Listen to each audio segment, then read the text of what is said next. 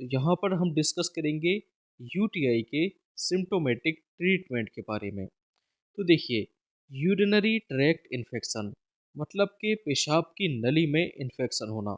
तो ये देखिए, किडनी से लेकर यूरिथ्रा तक कहीं पर भी यहाँ पर इन्फेक्शन हो सकता है।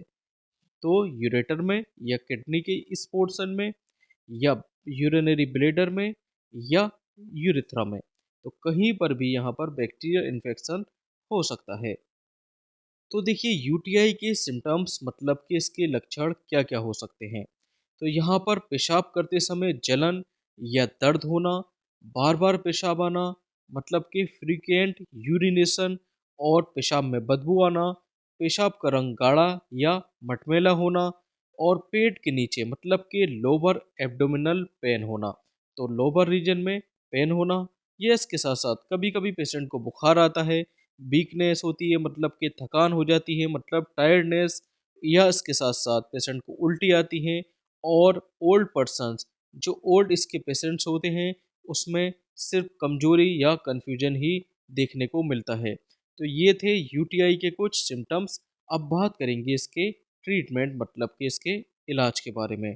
तो यहाँ पर देखिए, कौन सी एंटीबायोटिक्स मेडिसिन देनी होती है। तो यहाँ पर देखिए, प्राइमरी यहाँ पर एंटीबायोटिक्स देंगे। एंटीबायोटिक्स में भी कोई देखिए इनमें से कोई एक एंटीबायोटिक्स दे सकते हैं, जैसे कि सिफेक्सिम। सिफेक्सिम की 200 मिलीग्राम डोज, ये देखिए दिन में 2 बार एज अ पीडी देते हैं और ये लगभग 5 से लेकर 7 दिन तक देते हैं। इसके अलावा नाइट्रोफिरेंटोइन, नाइट्रोफिरेंटाइन की 100 मिलीग्राम डोज, ये भी देखिए दिन में 2 बार देते हैं ऐसा बीडी और ये लगभग 7 दिन तक पेशेंट को दे सकते हैं। तो देखिए, यहाँ पर किडनी का फंक्शन चेक करना बहुत ज़रूरी होता है। तो इन एंटीबायोटिक्स मेडिसिन को देने से पहले पेशेंट की केएफटी, किडनी फंक्शन टेस्ट कराना ज़रूरी होता है।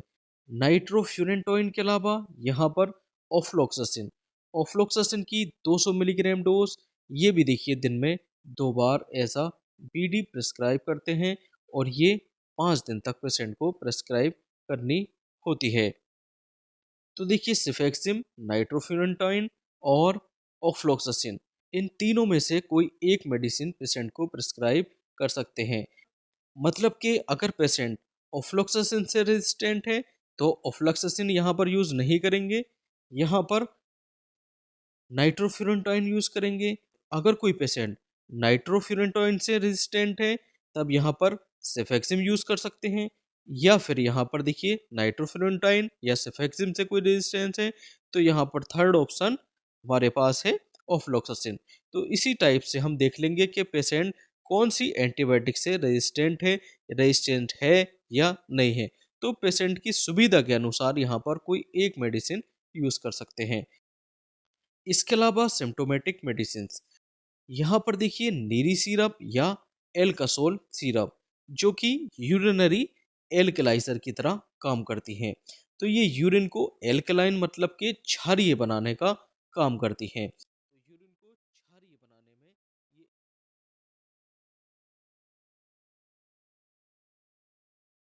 तो यूर तो यूरिन को ये एल्कलाइज तो यूर तो ये सिरप यूरिन को एल्कलाइन करती हैं। तो इसका देखिए यूज़ कैसे करेंगे। इसकी 2 चम्मच लगभग 10 ml दिन में 2 से लेकर 3 बार और ये 5 से लेकर 7 दिन तक देते हैं।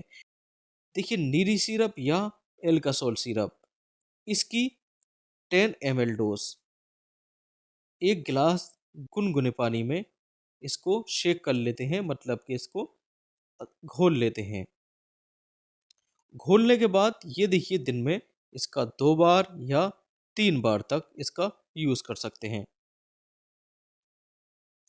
इसके अलावा अगर पेशेंट को बुखार है, दर्द है, तब यहाँ पर पीसीएम मतलब के पैरासीटामोल का यूज़ करेंगे और ये इसकी देखिए 500 या 650 मिलीग्राम की बीडी या टीडीएस डोज यूज़ कर सकते हैं। दिन में 2 बार या 3 बार तक इसका यूज़ कर सकते हैं।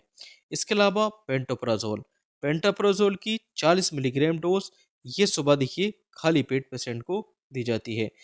इसका यूज़ पेशेंट के गैस्ट्रिक प्रोटेक्शन के लिए किया जाता है। इसके अलावा पेशेंट में हाइड्रेशन मेंटेन करना बहुत ज़रूरी होता है। हाइड्रेशन के लिए देखिए, पेशेंट को दिन में 3 से लेकर 4 लीटर पानी पीना चाहिए। नारियल पानी, नींबू पानी या सादा पानी, या और यहाँ पर देखिए पेशाब खुलकर करना चाहिए, मतलब कि पेशाब को होल्ड कर कर नहीं रखना चाहिए। तो ये थी देखिए general information of UTI. UTI के बारे में ये जनरल इन्फॉर्मेशन थी। अगर देखिए यूटीआई का कोई सीवियर केस होता है, तब यहाँ पर हम एंटीबायोटिक्स इंजेक्शन का भी यूज़ कर सकते हैं। तो ये जनरल इन्फॉर्मेशन थी यूटीआई के बारे में।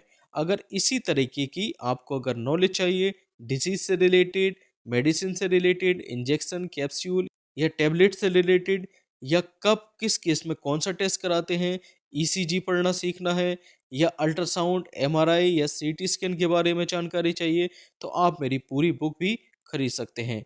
Okay, thank you.